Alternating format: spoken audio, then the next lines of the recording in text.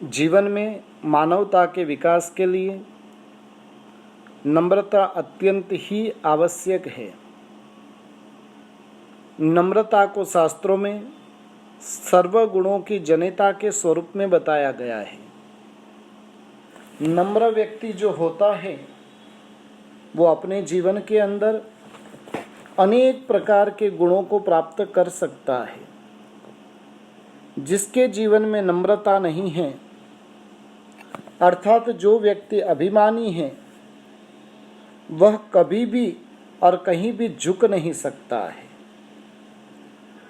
वह सर्वत्र जहाँ पर भी जाता है अकड़ में ही रहता है।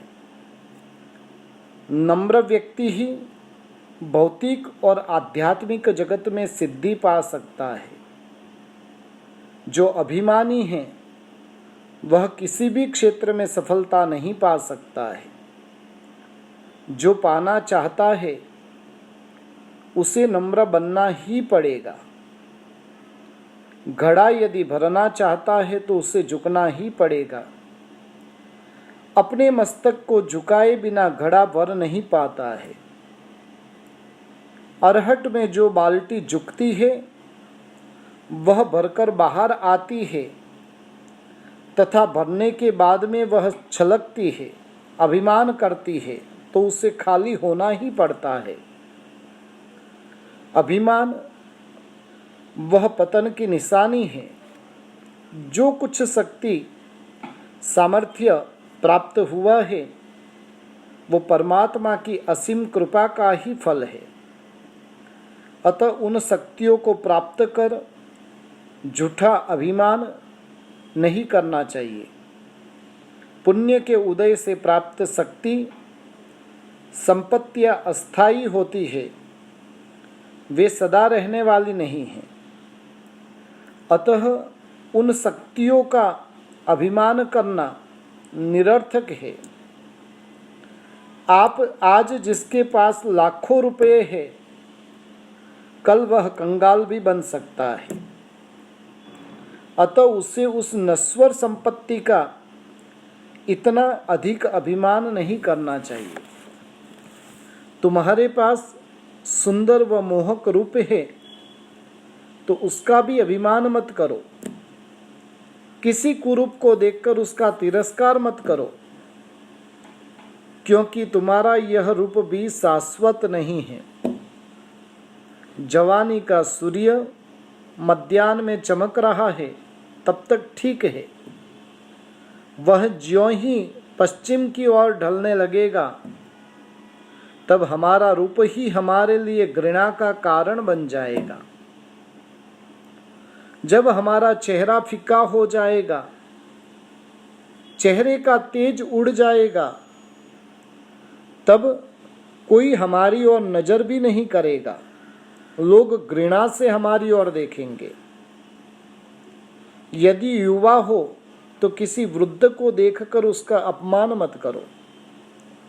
किसी बूढ़े की मजाक मत करो, क्योंकि जवानी भी अस्थायी है। सदा हम जवान रहने वाले नहीं हैं। एक दिन वृद्धावस्था हमारी काया को भी घेर लेगी। उस समय हमें स्वयं दीनता का अनुभव करना पड़ेगा। हमारे पास में यदि बुद्धि, चतुरता, होशियारी है तो उसका भी अभिमान नहीं करना चाहिए। किसी कम बुद्धि वाले को देखकर उसका अपमान नहीं करना चाहिए। अपनी बुद्धि का उपयोग किसी को शीशे में उतारने के लिए नहीं, लेकिन किसी के हित के लिए करना चाहिए। यदि हम शक्तिशाली है तो किसी निर्बल को सताए नहीं, उनके ऊपर सवार होने की गलत चेष्टा नहीं करें। अपनी शक्ति का उपयोग किसी को दबाने, किसी को हल्का दिखाने में नहीं, बल्कि किसी कमजोर को ऊंचा उठाने में ही अपनी शक्ति का उपयोग करना चाहिए। प्राप्त शक्ति का अभिमान करने से वह शक्ति अनायास चली जाती है। शक्ति, संपत्ति, सत्ता की प्राप्ति के बाद भी जो व्यक्ति निर्भिमान होता है वह सभी के लिए आदरणीय बनता है। जो व्यक्ति शक्ति आदि को प्राप्त करने के बाद अभिमान करता है, उछलता है, वह व्यक्ति सर्वत्र अप्रिय बनता है। धनी व्यक्ति लोगों की जीभ पर स्थान पा सकता है, किंतु लोक हृदय में तो नम्र व्यक्ति की ही प्रतिष्ठा होती है। एक तथाकथित विद्वान किसी महात्मा के पास आया, आकर अपनी बुद्धि का प्रदर्शन करने लगा। घंटों तक बस वह सुनाता ही रहा। अंत में बोला, मैं आपसे भी कुछ पाना चाहता हूं। उस विद्वान को प्यास लगी हुई थी।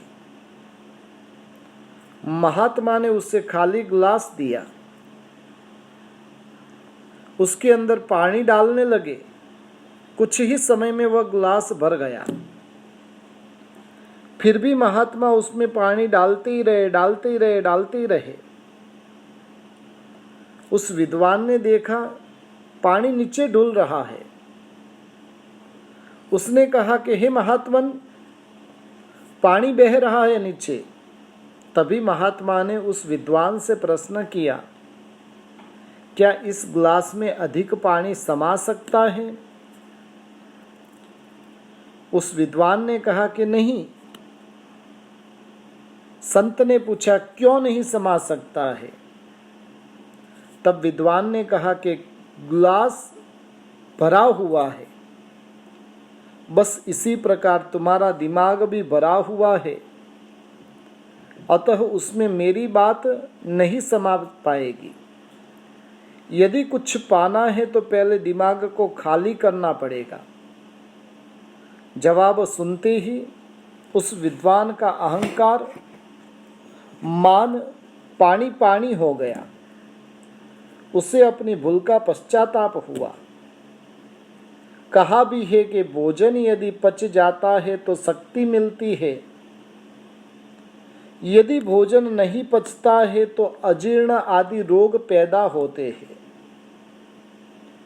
उसी प्रकार से ज्ञान पचता है तो नम्रता पैदा होती है, यदि ज्ञान नहीं पचता है तो अभिमान पैदा होता है।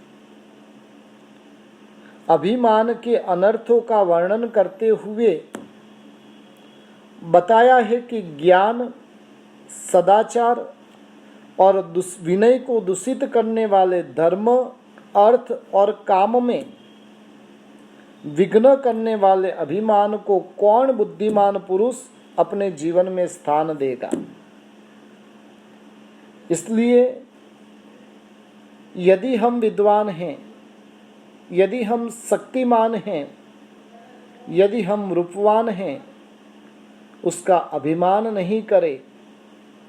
शक्ति प्राप्त हुई है तो उसका सदुपयोग करना जाने। विद्वत्ता प्राप्त हुई है तो उसे विवेक प्राप्त करना जाने। और जिसके भीतर में इस प्रकार से प्राप्त हुई शक्ति का, बुद्धि का सदुपयोग होता है तो जगत के लिए हितकारक हो सकता है। अन्यथा वह स्वयं का भी अहित करेगा और उस शक्ति के माध्यम से, बुद्धि के माध्यम से जगत का भी अनर्थ करता बनेगा। हमें निरंतर नम्र बने रहने का प्रयत्न करना है। कहीं पर भी हमें अहंकार छू न पाए और उसके लिए सतत सावधानी रखनी है।